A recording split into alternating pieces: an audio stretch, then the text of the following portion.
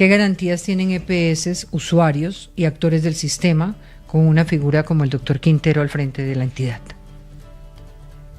Diana, mire, yo creo que más allá de la discusión que se está dando, que por supuesto hay varios elementos que ya han mencionado los compañeros de panel, quisiera más bien traer la preocupación de lo que en general ha sido la gestión política, de política pública por parte del gobierno en términos del servicio de salud. Y mire, lo vinculo con un resultado que el DANE publicó el día de ayer en términos de la pobreza multidimensional. Seguramente ustedes escucharon las cifras.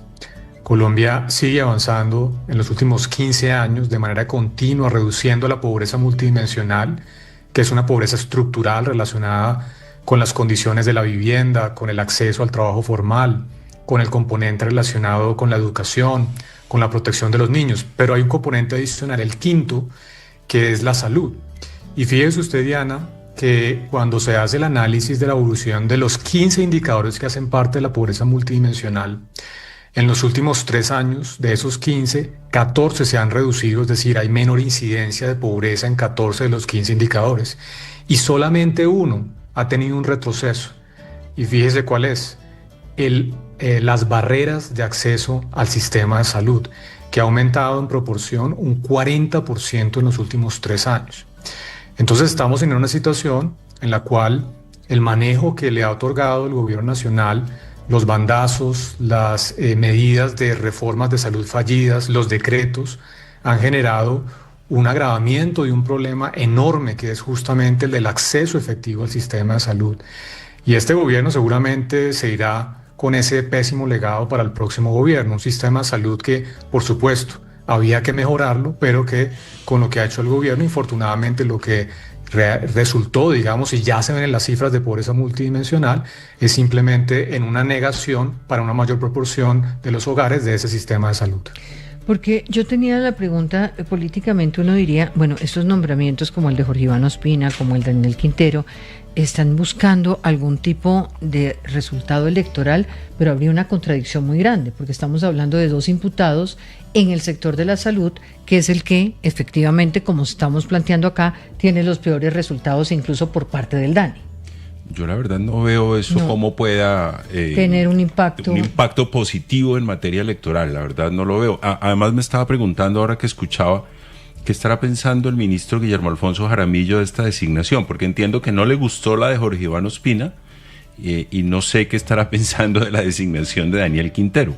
Y digamos, más allá de los cuestionamientos éticos que aquí ya señalamos, también es preocupante que puedan existir, digamos, esas fricciones al interior del propio gobierno en un tema que es muy delicado y que así no existan plenos acuerdos en todos los temas, sí se necesita una mínima coordinación interinstitucional en términos de la EPS más grande que está intervenida, en términos también de la coordinación que debe existir con la Superintendencia Nacional de Salud. En todo caso, lo que se avecina es muy crítico porque, como ya lo señalaba el doctor Pombo, las actuaciones de Quintero van a ser muy limitadas con semejante declaración.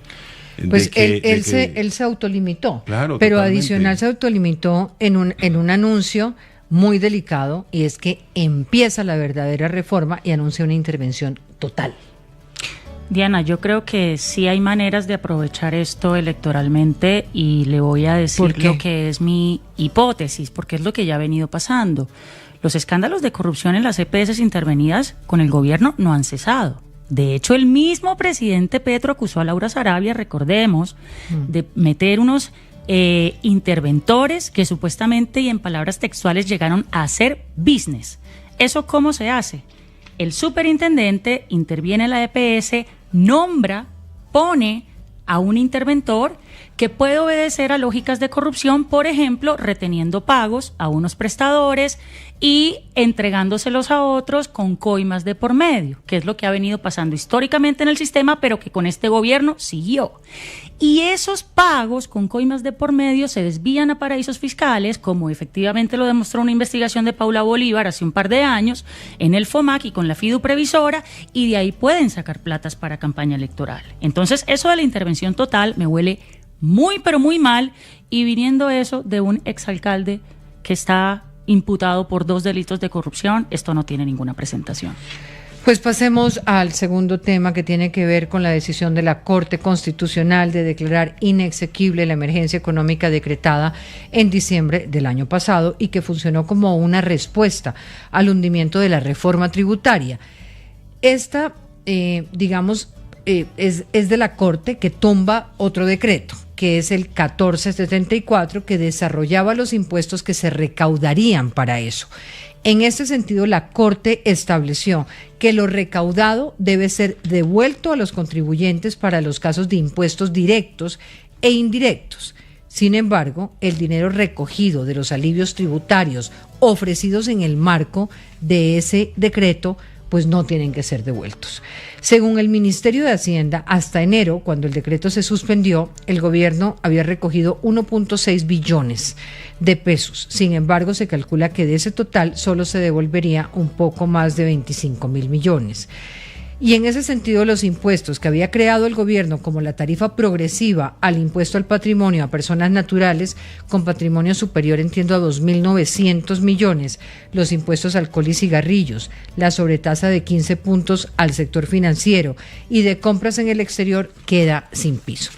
Pero no confundamos que esta es una parte de lo que está hoy demandado en la Corte.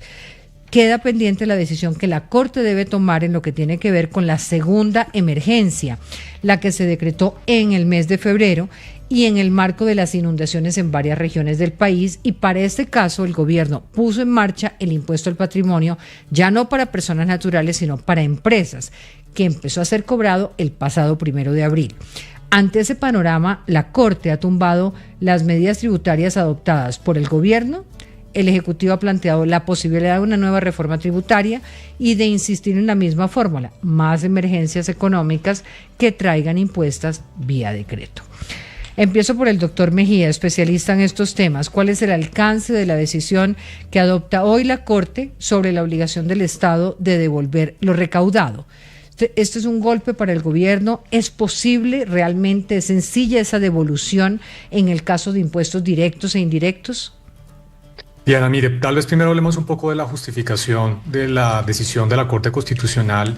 Cualquier análisis razonable de la justificación que había propuesto el gobierno de una declaratoria de emergencia, que además, recordemos, la hizo durante la vacancia judicial para evitar que ese decreto fuera rápidamente revisado por la Corte, daba luces sobre pues una realidad, que no existía ninguna justificación, porque como usted bien lo mencionaba, esta declaratoria surgió a raíz del hundimiento de la ley de financiamiento, que también había ocurrido en el año inmediatamente anterior. Recordemos, en el 2024 el Congreso también le había negado una ley de financiamiento al gobierno, y lo que hizo el gobierno es lo que corresponde: simplemente recortar el presupuesto a lo largo del año para poder enmarcar los gastos dentro de los ingresos que realmente puede recoger. Y el gobierno, utilizando ese elemento del hundimiento de la ley, que realmente no es un hecho sobreviniente, un hecho inesperado, pues saca esta declaratoria de emergencia, que naturalmente pues fue declarada inexequible por parte de la Corte Constitucional. En el contexto de esa declaratoria, como usted también lo mencionaba, están estos serie de impuestos indirectos, como el IVA para los licores, también el IVA para las apuestas en línea, y algunos impuestos directos, en particular el impuesto al patrimonio. Y ya la Corte le dice al gobierno: usted tiene que devolver esos impuestos que cobró.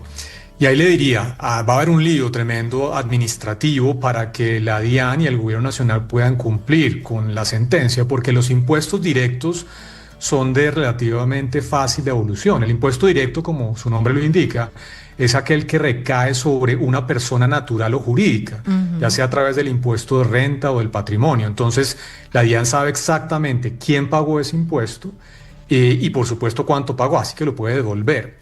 El impuesto indirecto es un poco más complicado, porque si no hay una factura electrónica de por medio, por ejemplo, que si bien digamos es hoy en día la norma, pero en algunas ocasiones puede que no se emita esa factura, pues va a ser muy difícil, sobre todo para transacciones pequeñas, que aquellos consumidores o empresas que pagaron un IVA mayor pues puedan solicitar esa devolución. Así que yo le diría, impuestos directos, relativamente fácil; impuestos indirectos va a ser tremendamente complicado por los costos administrativos y porque además seguramente no son compras de altos montos, así que no le veo mucho futuro a ese elemento de lo que plantea la Corte Constitucional.